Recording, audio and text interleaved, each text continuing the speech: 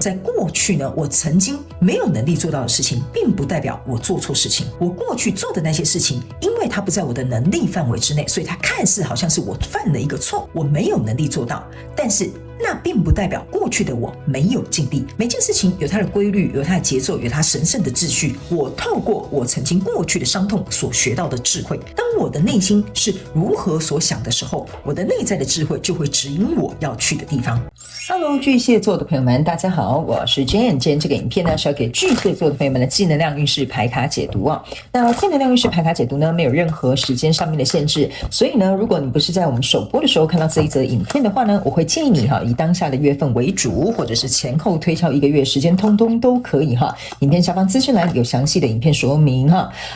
然后呢，我也觉得什么时候看见就是最适合你的时间，所以你也可以不用拘泥这个时间点 ，OK？ 我觉得去享受这个讯息要为你带来的协助就可以了 ，OK？ 那我们今天呢，一样在这个开场同时，我们会来跟大家分享有关于这个正能量运势牌卡解读的整体架构跟流程哦。那我们正能量运势牌卡解读有分为上下半场，那上半场的部分呢，也就是呢，我现在已经翻好牌卡的这一块呢，我们会来分析有关于每个月份的一些能量场的现状跟轮廓哈。那接着呢，在我手上正要抽出来这一副是每个月份你的气场会带来哪些变动，然后呢，也会在上半场跟大家分享，在这个本季呢外在的发生这些事件呢，是你内在哪些能量的写照 ，OK？ 那接着呢，我们就进到下半场的这个延伸牌卡解读，都会这样剪一下牌哈。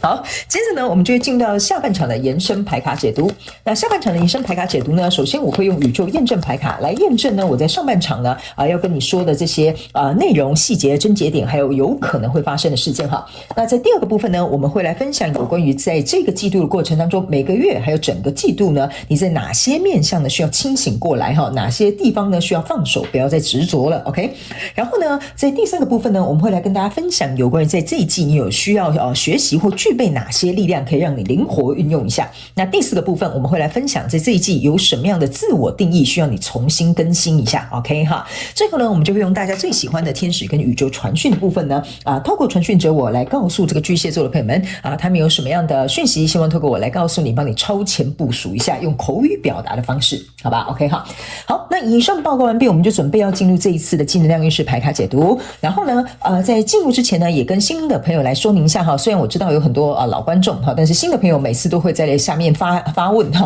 所以我们干脆每一次都讲一次哈。等一下呢，我在解牌的过程当中呢，我会讲第1个月份、第2个月份跟第3个月份，并不代表是今年的1、2、3月。那当然，你有可能在看的时候是当下今年的1、2、3月哈，但是呢，我要表达的就是这个季度里面的首月、次月跟末月哈，就是最后1个月的意思，好吗 ？OK 哈，所以呢，就请你们自行灵活运用这些讯息的能量场 ，OK？ 好，那接下来就请巨蟹座的朋友们给我一点时间，让我去感受你能量场上面的细节跟呈现哦，哈，请稍后哦。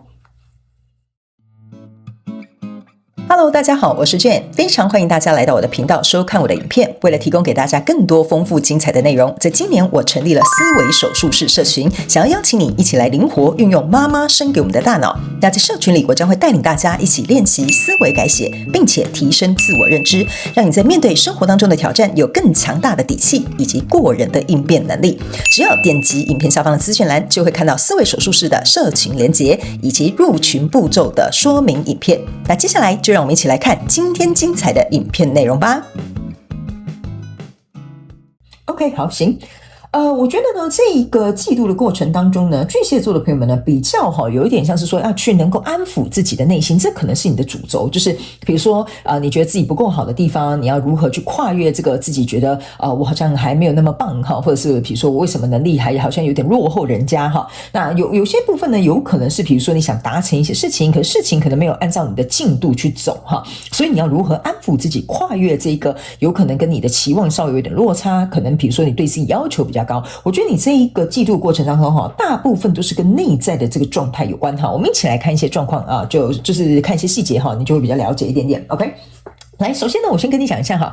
巨蟹座的朋友们，你跟其他的星座不一样，你有一张 bonus 的卡，这张牌卡等一下我会跟你说明，但我们先从每一个月份哈的轮廓先下去走一下 ，OK， 来，首先呢，在第一个月份呢，哈，也就是这一季度的首月，你抽到的是一个钱币9跟钱币4，然后还有这个是宝剑骑士 ，OK 哈，这三张牌卡在你第一个月份能量场出来给我的第一个讯息就是说呢，我很想要把这件事情做好，或者是比如说我很想要促成这个合作，或者是我很想要发展这一段关系哈。为什么呢？因为呢，钱币9的能量呢，象征是一个人他可以很独立 ，OK， 但是呢，他也不排斥可能跟别人结盟或跟别人合作这件事情。所以呢，当这个钱币9跟这个钱币4出来的意思就是说呢，9加4等于钱币3，钱币3就是说，其实我自己一个人也可以，但是我也蛮渴望能够有一个合作的关系。可是呢，我又不想失去哈，我又不想失去我现在拥有的一个状态。所以相对来说呢，这边有一个比较微妙的一个能量场的巨蟹座的朋友们，就是说呢，你在这一个季度过程当中，不管是跟什么样的人事物、事件、梦想或目标，甚至是创业跟关系等等哈，请你们自行灵活用带入到你的生活对应的这个关系当中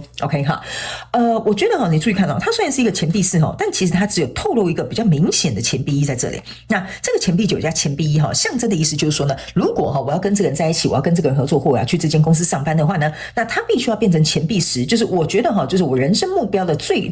后那一里路哈，它必须要成为钱币10的状态，那我才会愿意去做这件事情，或者是我觉得这件事情才会值得。那为什么你把3个钱币合起来呢？就是说你有点在看哈，这个人适不适合啊，这个机会好不好啊，这个工作到底有没有合我的意？所以意思就是说呢，在第一个月份的过程当中呢，你虽然在寻找，或者是你可能也有部分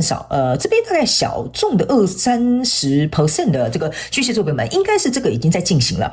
就是说，你可能去面试新的工作了，你可能已经认识一个新的人了，或你已经在筹划这些创业的过程哈。但那个蛮小众的，大概只有30左右。那部分60-70%的巨蟹座的朋友们，你们应该是在用这样子的心态、跟这样的想法、跟这样的蓝图，正在走这一条路。OK 哈。所以呢，你的另外3个钱币没有很明显的显现出来哈。然后这边有一个宝剑骑士，意思就是说呢，我呢之所以为什么敢等哈，原因就是我如果看到好机会，我就会杀出去。OK， 所以我不是空等，我不是瞎等，我不是坐在那边没事干在那边等哈。你是就是我知道我在干嘛哈，我要等，所以应该是说巨蟹座的朋友们，你的目标是很明确的，你的理想也是很清晰的，所以相对来说，在第一个月份呢，你已经有点蓄势待发的一个感觉哈，大概是这样子的轮廓。来到第二个月份的时候呢，你抽到的是一个 Emperor 跟一个权杖7，然后这边还有一个宝剑4。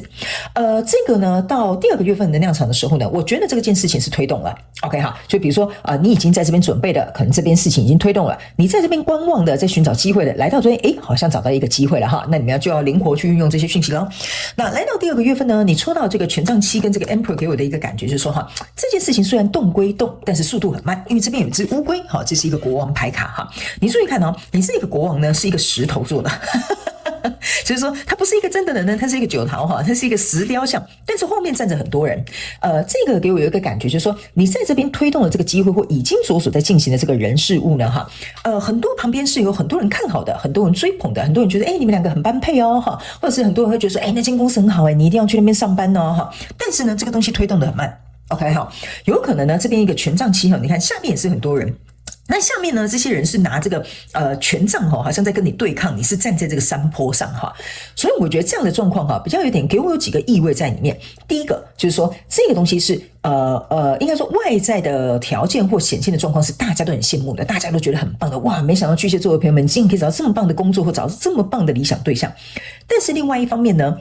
我觉得也有可能是有人眼红哈，眼红的意思就是说，他凭什么当一个空降部队？他凭什么跟这么漂亮的女生在一起哈？类似像这样 OK 哈。所以里面呢，我觉得哈有好有坏。好的部分呢，就是这个东西你还是边走边看，因为这个乌龟是走很慢的嘛，大家知道哈。所以有可能你在跟这个公司谈你的 package 的时候，速度是很慢的，可能要来来往往，或者是要2面、3面、4面这样 OK。然后呢，你可能要去排除所有的竞争者哈，或者是呢要去跟这些眼红的人呢哈，就是比如说有点跟他们对抗哈，这个状况有点不太一样，其实你们套用在你们状况当中，因为也有可能，比如说这个是你的创业的项目，那你的这个哈，比如说跟你竞争的同行哈，他们可能就会削价竞争，或者是他们就会比如说讲夸张一点哈，就会去抹黑你啊，说什么你这个里面有加了什么不实的用料哈等等之类的。所以这个呢，看似在进程的过程当中速度是很慢的，但是可能会遇到以下的问题。那这个宝剑4呢是躺在这里哈，躺一个教堂里，这边有宝剑3，底下有一个宝剑1。我个人会感觉呢，不管这件事情推动是快是慢，或者是必须要去竞争，争，或必须要去抗衡，或必须有一些其他事件需要你在旁边处理哈。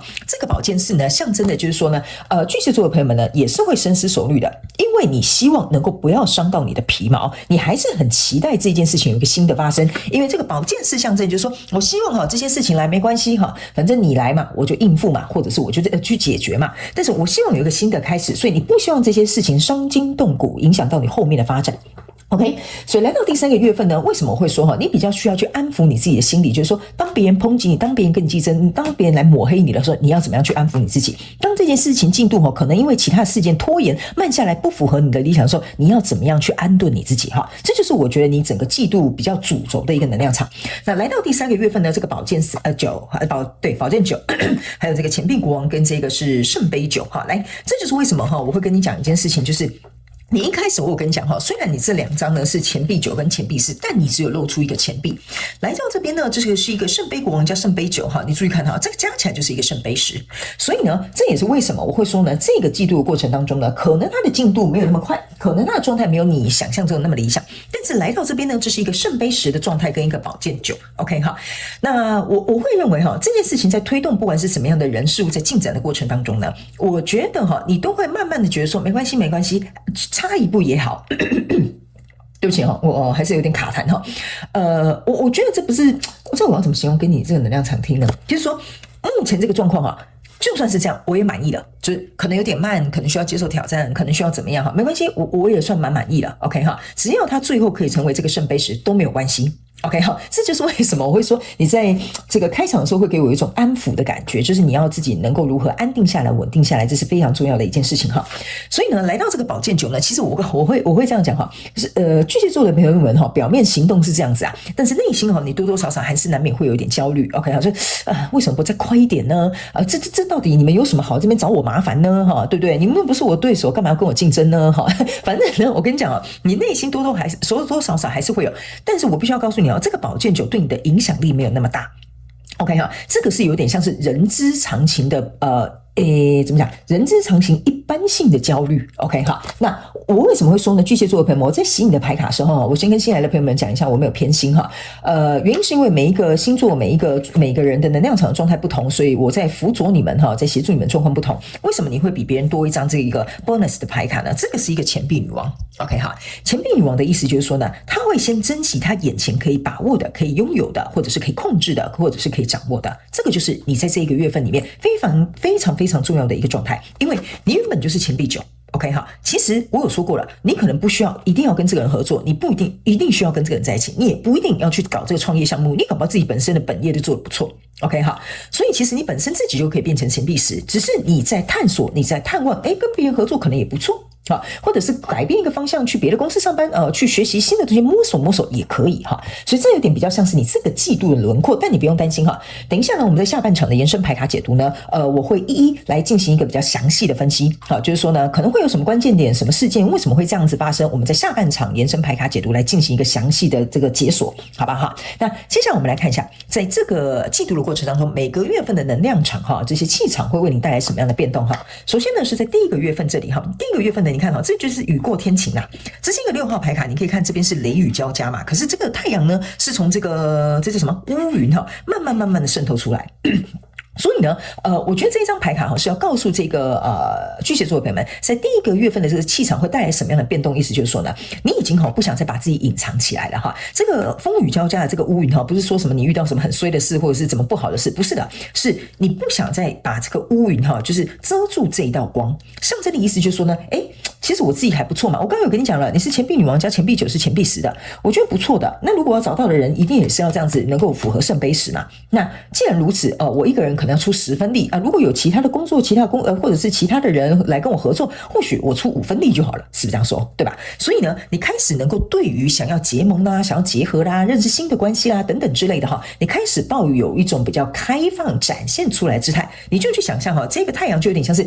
我要从乌云透出来就有点像说说我要揭露我的面纱，我愿意走出来了，我愿意尝试一下，我愿意去感受一下现在的这种氛围，所以这个气场呢会带动你愿意比较亮相哈。所以呢，我觉得在1月份的时候呢，巨蟹座的朋友们可能也会比较愿意亮相哈，比如说去参加一些朋友的聚会啦，可能去一些什么跟大家交际应酬的商会啦哈，或是比如说透过朋友的朋友认识一些新的人脉啦哈，我觉得这个都是非常有可能你1月份会遇到的这些变动。那来到第2个月份的时候，这是一个城堡哈，这个城堡我觉得很简单，你看这是1+9号牌哈，1+9等于10号牌啦哈，所以呢，我要跟你讲为什么哈，你自始从头到尾都是9+1的原因就是在这，我跟你讲。我经常在解牌的时候会跟新来的朋友讲，为什么我敢拿所有其他的牌卡来验证我自己要传递给你的讯息，原因就是因为你的能量场就是稳稳的走在你的轨道里，所以我要告诉你的一件事情就是，你可以不跟别人合作，这可以，你要跟别人合作也行哈，所以不管走哪一条路哈，你都是属于胜利的那一方 ，OK 哈，只要这个东西你看起来合理，微微伤一点点皮毛没关系，但不要伤到我的筋骨，所以这个10号牌象征的就是我正在第2个月份，我刚刚有讲哈，这个应该是已经推动了可能来谈了或者是已经找到新的机会跟目标或关系了，所以这个要架构这个城堡，就是很稳固的这个地基哈，就是会在第2个月份透过这个气场带来这个变动。所以呢，我觉得这一座城堡有点像是说呢，你好像找到了一个人事物，他可以给你看到这种很辉煌的，比如说未来这个蓝图哈，或者是呢，这个人他很，比如说很靠谱哈，所以你觉得说，我好像可以跟他成立一个家哈，比如说就是一段关系很稳定的家的这种安定感。OK 哈，或者是呢，比如说你要去创业了，这边可能是前置作业，来到这边你已经找到店面了，或者在这边已经开幕了 ，OK 哈，所以这个就像是一个家，我给大家看，你看我的城堡盖好了，欢迎大家来参观。所以这个呢，就是在第2个月份呢，我觉得这个雏形是一定会出来的，这个就象征在第2个月份这个气场会带来已经有基本的雏形会显现了。所以在第3个月份的这个气场呢，来到这边呢，这是一个女生哈，这个是一个对不起。这个是一个黑桃 A 哈，其实象征就是钱币女王。OK 哈，所以我才会跟你说哈，你的牌卡为什么会重复验证的意思就是9+2等于11就代表你跟我一人一个哈，一人一个象征的就是我们的结盟11号牌 OK 哈，所以呢来到这里呢，为什么我会说哈，你这边会有一个圣杯9加圣杯国王加起来是圣杯10，所以意思就是说这个被你筛选的人事物哈，它还是会持续的推动，你还是很满意 OK 哈，但是你自己哈是游刃有余，或者是你能够掌控或者是比如说掌控这个节奏，或者是可以了解这些进度状况，不会影响你，因为你本身就是这个钱币女王。这就是为什么我会跟你说你会有一张 bonus 卡，这2张牌卡就是要出来在这个位置互相验证，你不用太担心这个王位你是稳坐的，但是重点是你要如何能够安抚你自己的内心，这些事情可能会有点颠簸，没有那么顺利，或者是比如说这个可能跟你一开始你觉得蛮不错的人，可是可能有更好其他的这些 offer 可能就会进来了哈，所以这个时候是你有选择权，而不是你来被选择 OK 哈，所以这张牌卡我觉得已经很明显了，这个气场会带来的变动就是这件事情只会让你更好，来到一个更稳定的基础 OK 哈，那接下来我们来看最后本季外在发生的事情是你哪些内在能量的写照哈，来这个是这个追求者，这个是一个面具 OK 哈，我觉得这2张牌卡很明显就是在讲巨蟹座的朋友们哈，你已经不用去当那个追求的那个人了，我刚刚有跟你讲了，你这2张女王牌卡是互相验证的，钱币10跟圣杯10象征的就是我内外在都平衡，我内外在都满足 OK 哈，就算被别人拿走一颗拿走一杯我都没有关系的，所以呢这个意思就是说呢，你在这个月份的过程当中有一点哈，我不知道为什么这边有一个额外的考题哈，就是某部分巨蟹座的朋友们，你在这个月份的过程当中呢，你会觉得说，奇怪了，我已经这么稳，我已经不错了，这件事情我也自己能够自给自足了，或者是我自己的内在的这个安全感也很 OK， 但为什么还要出现这些事情呢？哈，这边有一个隐藏的考题，就是说你会不会又为了这个人事物发生的这个事件或发生的这个状况呢？你会不会像以前一样，像一个 tracer， 就有点像说，这边有洞，我赶快去补，哈，这里不行，我赶快去修，哈，这个人怎么样，我赶快去追，哈，所以呢，这张牌卡有点像说，你已经离开这样子的状态了 ，OK， 所以你可以有点像是比较淡然的去看见这些事情的发生，即使进度有点慢也没关系。我刚刚有说嘛，这张牌卡就是正常的担忧跟焦虑，不是那种就是晚上睡不着的那种焦虑，哈，那是差很多的 ，OK 哈。那这个面具呢，意思就是说呢，这张牌卡呢是有一点像说，你在找一个真诚不戴面具的人事物，在接下来你的人生的比如说蓝图啦，你要去精进的这个事业啦，或者是你要去创业的这个部分，你都希望能够找到诚心以对的这些人事物来到你的身旁。OK 哈，所以呢，我个人会感觉你已经摆脱了这样的状况，所以你本季外在发生事件是你内在写照，有点像是说哈，来告诉巨蟹座的朋友们，你是不是真的已经如同你自己看到了钱币女王的这么的稳固？哈，这些偶尔飘出来的事件或飘出来的这个情绪或飘出来的这个担忧或者是焦虑哈，或者是一些微微的刁难呢，我觉得比较有点像是在验证你，所以我才会说这是一个隐藏的课题，好吧 ？OK 哈，那你也不用太担心，接下来我们要准备进入到下半场的延伸牌卡解读了哈。那下半场的延伸牌卡解读，我们当然会针对这些部分来做一个详细的解释 ，OK 哈。那下半场延伸牌卡解读，首先第一个部分，我们会有宇宙验证牌卡再一次详细的验证症结点、事件，或者是会有什么样的状况发生。第二个部分，我们会来分享有关在各个月份跟本季度你在哪些面向需要清醒过来哈，或者是呢在哪些面向需要放手，不要再执着了。那第三个部分，我们会跟大家一起来分析，在这个季度跟这个月份呢，就是各个月份过程当中，你有哪些需要学习跟具备的力量来好好的运用它。第四个部分，我们会在延伸牌卡解读分享有关于每个月份本季度你有哪些自我定义要重新更新。最后呢，我们会用大家最喜欢的天使跟宇宙传讯的部分，透过传讯者我用口说表达的方式来翻译他们要告诉你的话语 OK 哈。好，所以呢，如果你也想要来到我们下半场延伸牌卡解读，下半场延伸牌卡解读的影片就在我们这部影片下方的资讯栏的第一行 OK 哈，你可以很轻易就可以找得到，欢迎你以行动来支持我们的频道，好不好哈？那我也希望上半场的这些基本的能量概括，然后可以给这个巨蟹座的朋友们哈，稍微对这一季稍微有一点头绪，好不好 ？OK 哈，希望这些资讯可以帮助到你，也非常感谢巨蟹座的朋友们收看，也希望你会喜欢。那我们就下半场延伸牌卡解读见喽，拜拜。